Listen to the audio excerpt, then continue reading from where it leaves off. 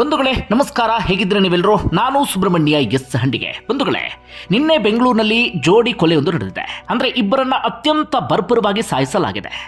ಸಾಕಷ್ಟು ಚರ್ಚೆಗೆ ಒಳಪಟ್ಟಿರುವಂತಹ ಘಟನೆ. ಅದು ಯಾಕೆ ಅನ್ನೋದನ್ನ ನಿಮಗೆ ವಿವರಿಸ್ತಾ ಹೋಗ್ತೇನೆ. ಬಂಧುಗಳೇ, ನೀವು ನಂಬೋದಿಲ್ಲ, ಆದ್ರೆ ನಂಬಲೇಬೇಕಾಗಿರುವಂತ ಸಂಗತಿ ಏನಪ್ಪಾ ಅಂದ್ರೆ, ಈ ಕೊಲೆಯನ್ನ ಮಾಡಿದ್ದು 16 ವರ್ಷದ ಬಾಲಕ. ಅಂದ್ರೆ SSLC ಓದುವಂತ ಹುಡುಗ ಚಾಕು ತಗೊಂಡು ಇಬ್ಬರನ್ನ ಅತ್ಯಂತ ಬರ್ಬರವಾಗಿ ಸಾಯಿಸಿಬಿಟ್ಟಿದ್ದಾನೆ. ಸಹಜವಾಗಿ ಒಂದಷ್ಟು ಪ್ರಶ್ನೆಗಳೆಲ್ಲವೂ ಕೂಡ ಮೂಡುತ್ತೆ. ಸಮಾಜ ಯಾವ ಕಡೆಗೆ ಹೋಗ್ತಾ ಇದೆ? ನಾವಿಲ್ಲಿ ಯೋಚನೆ ಮಾಡಬೇಕಾಗಿರುವಂಥ ವಿಚಾರ ಅಂದರೆ, ಆ SSLC ಓದುವಂಥ ಬಾಲಕನಿಗೆ ಆ ಚಾಕು ತಗೊಳ್ಳುವಂಥ ಧೈರ್ಯ, ಅದಾದ ಬಳಿಕ ಇಬ್ಬರನ್ನ ಕೊಲ್ಲುವಂಥ ಧೈರ್ಯ ಎಲ್ಲಿಂದ ಬಂತು? ಆತ ಹಾಗಾದರೆ ಎಲ್ಲಿಂದ ಪ್ರಚೋದನೆಗೆ ಒಳಪಟ್ಟ? ಯಾಕಂದರೆ ಇದು ಕೇವಲ ಒಂದು ಉದಾಹರಣೆ ಅಲ್ಲ. ಇತ್ತೀಚೆಗೆ ಇಂತಹ ಸಾಲು ಸಾಲು ಇನ್ಸಿಡೆಂಟ್ಗಳನ್ನು ನಾವೆಲ್ಲರೂ ಕೂಡ ನೋಡ್ತಾನೆ ಇದ್ದೇವೆ. ನಮ್ಮಲ್ಲಿ ಸಾಕಷ್ಟು ಮಾಧ್ಯಮಗಳಲ್ಲಿ ಹೇಗೆ ಘಟನೆಯನ್ನು ಜನರಿಗೆ ವಿವರಿಸ್ತಾರೆ ಅಂದರೆ, ಬೆಂಗಳೂರು ಬೆಚ್ಚಿ ಬಿತ್ತು, ಬೆಂಗಳೂರು ಶಾಕ್ಗೆ ಒಳಗಾಗ್ಬಿಡ್ತು, ಇಡೀ ರಾಜ್ಯವೇ ಅರಕ್ಷಣ ಸ್ತಬ್ಧವಾಗಿಬಿಡ್ತು ಈ ಘಟನೆಯನ್ನು ಕೇಳಿ ಅಂತ. ನನ್ನ ಪ್ರಕಾರ ಯಾರು ಶಾಕ್ ಒಳಗಾಗಲ್ಲ, ಯಾರು ಬೆಚ್ಚಿ ಬೀಳೋದಿಲ್ಲ. ಅಂದ್ರೆ ತೀರಾ ಅಪರೂಪ ಆದ್ರೆ ಜನ ಸಹಜವಾಗಿ ಬೆಚ್ಚಿ ಬಿದ್ದು ಬಿಡ್ತಾರೆ. ಆದ್ರೆ ಇತ್ತೀಚೆಗೆ ಇದು ತೀರಾ ನಾರ್ಮಲ್ ಎನ್ನುವ ಹಂತಕ್ಕೆ ಬಂದು ವಿಪರೀತ ಒತ್ತಡದ ಬದುಕು, ಪೌಷ್ಟಿಕ ಆಹಾರದ ಕೊರತೆಯಿಂದ ಶುಗರ್, BP, ಬೊಜ್ಜು, ಗ್ಯಾಸ್ಟ್ರಿಕ್ ನಂತಹ ಆರೋಗ್ಯ ಸಮಸ್ಯೆ, ಹೆಚ್ಚು ಪೋಷಕಾಂಶಯುಕ್ತ ಆಹಾರ ಮತ್ತು ಸಿರಿಧಾನ್ಯಗಳೇ ಇದಕ್ಕೆ ಪರಿಹಾರ. ಮಿಲ್ಲೆಟ್ಸ್ ಚೂರ್ಣಂ ಇಂದಿನ ವೇಗದ ಬದುಕಿಗೆ ಪುರಾತನ ಪೋಷಣೆಯ ಶಕ್ತಿ. ಇದು ಸಿರಿಧಾನ್ಯ, ಡ್ರೈ ಫ್ರೂಟ್ಸ್, ಮೊಳಕೆ ಕಾಳುಗಳು, ಧಾನ್ಯ ಮತ್ತು ಸೀಡ್ಸ್ ಇಂದ ಸಮೃದ್ಧವಾಗಿದೆ. ಬನ್ನಿ ಮತ್ತೆ ಸಾಂಪ್ರದಾಯಿಕ ಸಿರಿಧಾನ್ಯಗಳಿಗೆ ಮರಳೋಣ. ಆರ್ಡರ್ ಮಾಡಲು ಡಿಸ್ಕ್ರಿಪ್ಷನ್ ಬಾಕ್ಸ್ ಮತ್ತು ಪಿನ್ಡ್ ಕಾಮೆಂಟ್ ನಲ್ಲಿ ಲಿಂಕ್ ಇದೆ. ಹೀಗಾಗಿ ಘಟನೆಯನ್ನ ಕೇಳಿ ಜನರು ಕೂಡ ಶಾಕ್ ಒಳಗಾಗಲ್ಲ ಅನ್ಸುತ್ತೆ.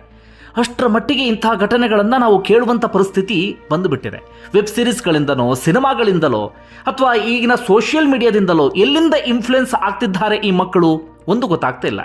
ಹಿಂದೆ SSLC ಓದುವಂಥ ಮಕ್ಕಳು ರಾತ್ರಿ ಕೋಣೆಯಲ್ಲಿ ಒಬ್ಬರೇ ಮಲ್ಕೊಳ್ಳೋಕೆ ಭಯ ಪಡ್ತಾ ಇದ್ರು.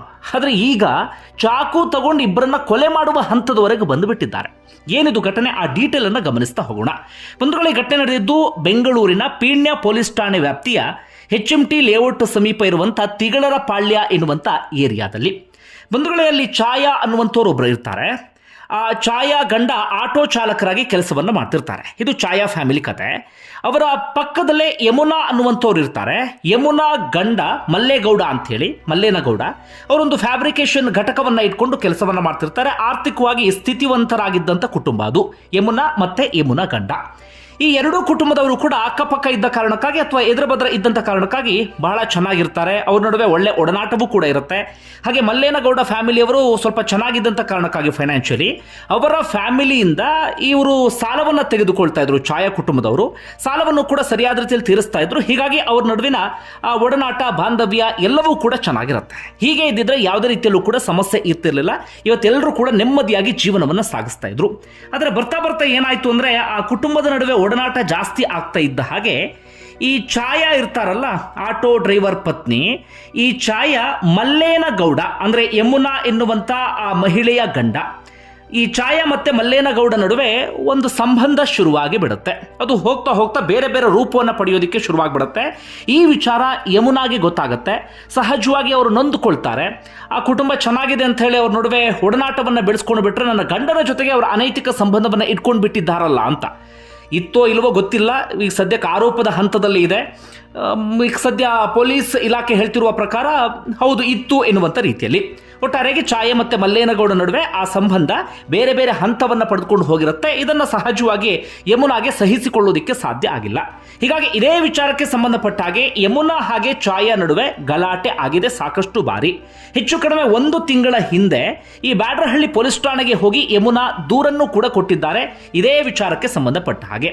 ಎರಡೂ ಕುಟುಂಬವನ್ನು ಆಗ ಪೊಲೀಸರು ಸ್ಟೇಷನ್ಗೆ ಕರೆಸ್ಕೊಂಡಿದ್ದಾರೆ, ಕರೆಸ್ಕೊಂಡು ಬುದ್ಧಿ ಮಾತನ್ನ ಹೇಳಿದ್ದಾರೆ.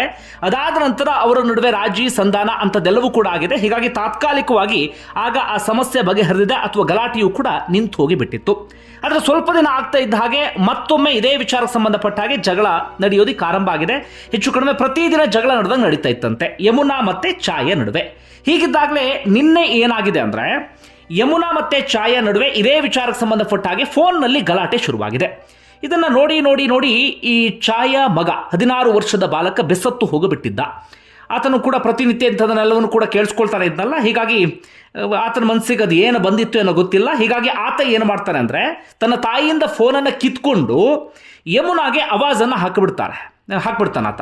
ಮನೆ ಹತ್ರ ಬಾ, ನೀನು ನೋಡ್ಕೋತೀನಿ ಎನ್ನುವಂಥ ರೀತಿಯಲ್ಲಿ. ಯಾರು? 16 ವರ್ಷದ ಬಾಲಕ ಯಮುನಾ ಎನ್ನುವಂತ 36 ವರ್ಷದ ಮಹಿಳೆಗೆ ಆವಾಜನ್ನು ಹಾಕ್ತಾನೆ. ನೀನು ಮನೆ ಹತ್ರ ಬಾ, ನಾನು ನಿನ್ನನ್ನು ನೋಡ್ಕೊಳ್ತೀನಿ ಎನ್ನುವಂಥ ರೀತಿಯಲ್ಲಿ. ಇಲ್ಲಿ ತಪ್ಪು ಮಾಡಿದ್ಯಾರು? ಆತನ ತಾಯಿಯೇ. ಈಗ ಪೊಲೀಸ್ ಇಲಾಖೆ ಹೇಳ್ತಿರುವಂಥ ಪ್ರಕಾರವಾಗಿ ಸಹಜವಾಗಿ ಯಮುನಾಗೆ ನನ್ನ ಗಂಡ ಛಾಯಾ ಜೊತೆ ಓಡಾಡುವಂಥ ವಿಚಾರ, ಸಂಬಂಧವನ್ನು ಇಟ್ಕೊಂಡಿರುವಂಥ ವಿಚಾರ ಸಿಟ್ಟಿರುತ್ತೆ. ಅವರ ಸಿಟ್ಟಿಗೊಂದು ಅರ್ಥ ಇರುತ್ತೆ. ಆದರೆ ತನ್ನ ತಾಯಿ ತಪ್ಪು ಮಾಡಿದ್ರೂ ಕೂಡ ಆತ ತನ್ನ ತಾಯಿಯ ಪರವಾಗಿ ನಿಂತ್ಕೊಂಡಿರ್ತಾನೆ. ನನ್ನ ತಾಯಿಯನ್ನು ನಿಂದಿಸ್ತಿದ್ದಾರಲ್ಲ ಎನ್ನುವಂಥ ಸಿಟ್ಟು ಆತನಲ್ಲಿ ಇರುತ್ತೆ. ಆತನ ಮನಸ್ಸಲ್ಲಿ ಏನು ಓಡ್ತಿತ್ತೋ ಗೊತ್ತಿಲ್ಲ ಬಿಡಿ, ನಾವ್ಯಾರು ಕೂಡ ಅರ್ಥ ಮಾಡ್ಕೊಳ್ಳೋಕ್ಕಾಗೋದಿಲ್ಲ. ಒಟ್ಟಾರೆಯಾಗಿ ಆತ ಯಮುನಾಗೆ ಆವಾಜನ್ನು ಹಾಕಿದ್ದಾನೆ. ಆಗ್ತಾ ಇದ್ದ ಹಾಗೆ ಯಮುನಾಗೂ ಕೂಡ ಸಿಟ್ಟು ಬಂದು ಬಿಟ್ಟಿದೆ. ಯಮುನಾ ತನ್ನ ಸಹೋದರ ಸುದೀಪ್ ಅಂತ ಹೇಳಿ, ವಯಸ್ಸು ಬರೀ 33ರಿಂದ 34 ವಯಸ್ಸು.